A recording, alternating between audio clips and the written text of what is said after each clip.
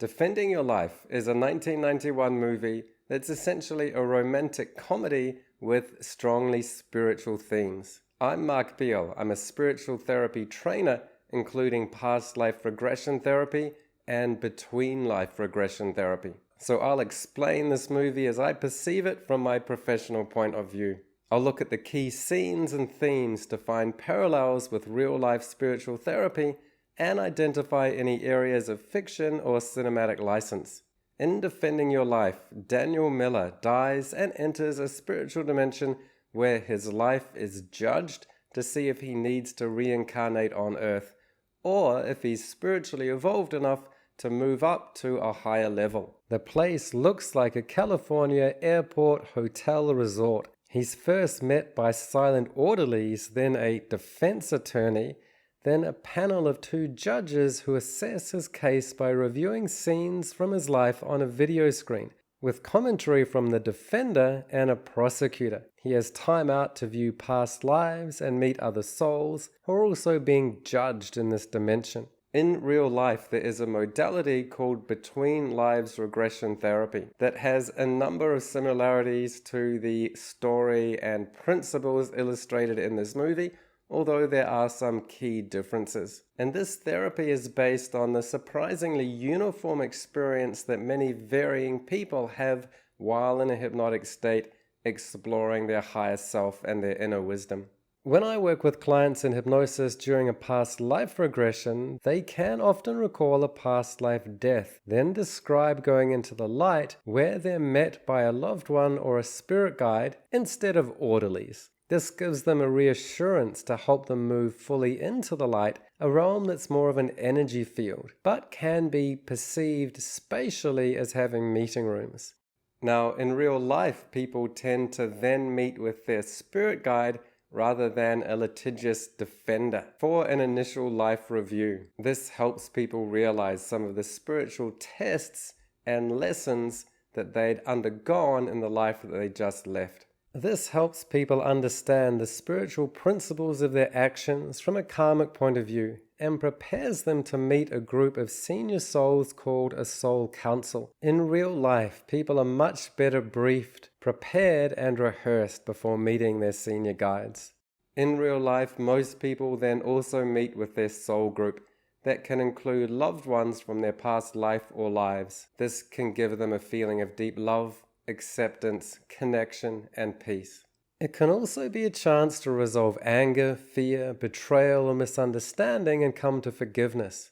This too prepares them to meet the soul council. Daniel meets Julia, who also recently died and is being judged. They did not know each other while alive, which could also be usual in real life, but they do quickly fall in love with each other. It's likely that Julia and Daniel therefore are members of each other's soul group and have had past lives together. And soul groups can come in various sizes, with an inner group of 10 to 20 people and an extended soul group of 100 or so, and then outer layers where we're all essentially connected in one soul group. In Defending Your Life, the spirit guide is an advocate in front of the soul council. In real life, at least, according to what people in hypnosis experience in between lives regression therapy, there is a council of senior souls. The number of souls on the council is usually higher, with 2 being the smallest and for less developed souls. More advanced souls would have nearer to a dozen people assisting them on their soul council. In real life, for most people, there isn't such an adversarial approach, although some people can perceive that their good and bad deeds are being weighed and judged, although this may be partly because they're conditioned to have these expectations and therefore manifest this aspect of the reality into their own experience. If they don't do that, they can have a different and perhaps more loving, compassionate, and wise experience. Yet in between lives regression, it's more like being a student, getting notes from your tutor, then meeting the professorial board who assess your work, point out areas you still need to work on, and talents you need to continue to develop, and guide you on choosing the next assignment. In Defending Your Life, I particularly like the process. Being in a room with guides, on a reclining chair, vividly recalling key memories, is very much like the process of doing a hypnotherapy session where you do age regression to remember key moments in your life. This is one of my favorite parts in the movie. In hypnosis, the subconscious mind does have the wisdom and ability to select and vividly recall key causative memories that had not been thought of for decades. But rather than seeing it on a screen, in real life, many people feel as if they're in the first person. They're looking out through their own eyes, seeing what they saw, feeling what they felt. In the movie, Daniel was more of a witness. He was detached and disengaged from the memories that he was recalling. And crucially, Daniel seemed to have little sense of understanding or insight being generated by experiencing these memories. And that is very different from what happens in hypnotherapy. So therefore, these long disputes about the interpretations are not very realistic.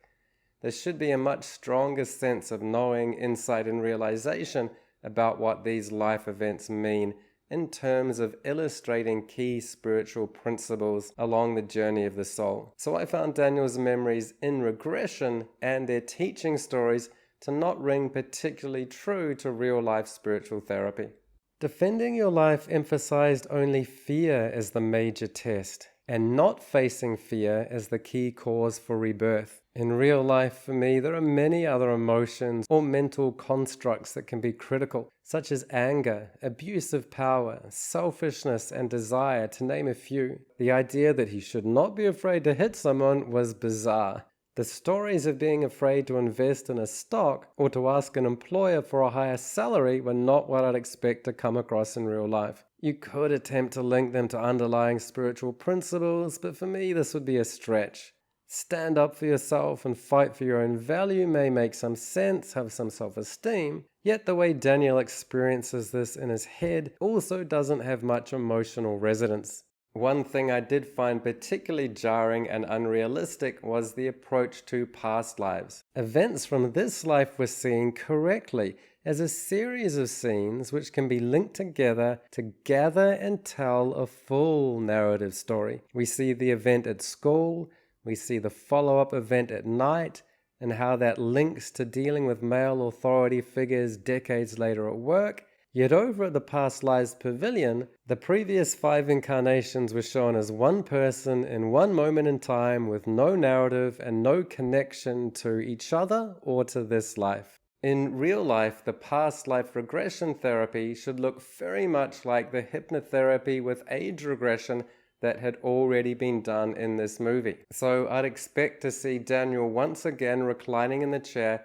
and going through a series of meaningful scenes from his past lives, just as he did for this life. In real life, we could have seen a scene where he was an African 16-year-old boy succeeding in his initiation rites of a 3-week hunting trip, where he returns to his village having killed a predator. We could have seen another scene where at 19, because of this, he was able to marry and now has 2 sons. This could have led up to the final scene where, as a 34-year-old, he's taking his own sons out and teaching them how to hunt, preparing them for their initiation test. Along the way, they come across a group of predators, and he distracts them, is chased, protects his sons, but sacrifices himself. Now that past life could link to this life.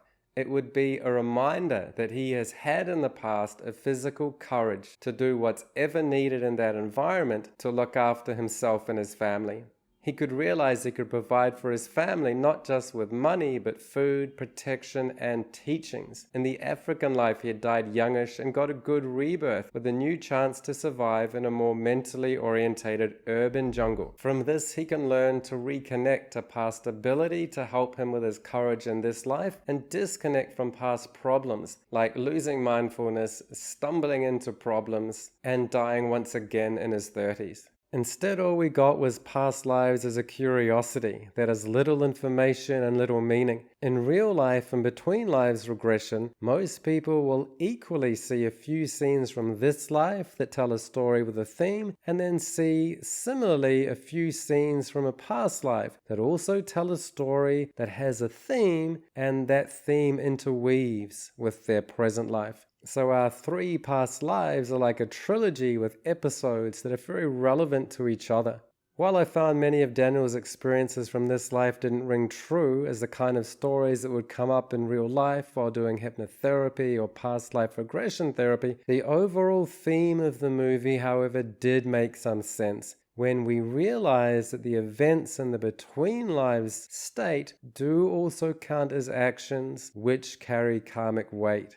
As the film goes on, it becomes clear. Fear is just one half of the story, but that's stating it in the negative. It's presented as overcoming fear, when it could be more positively stated as having courage.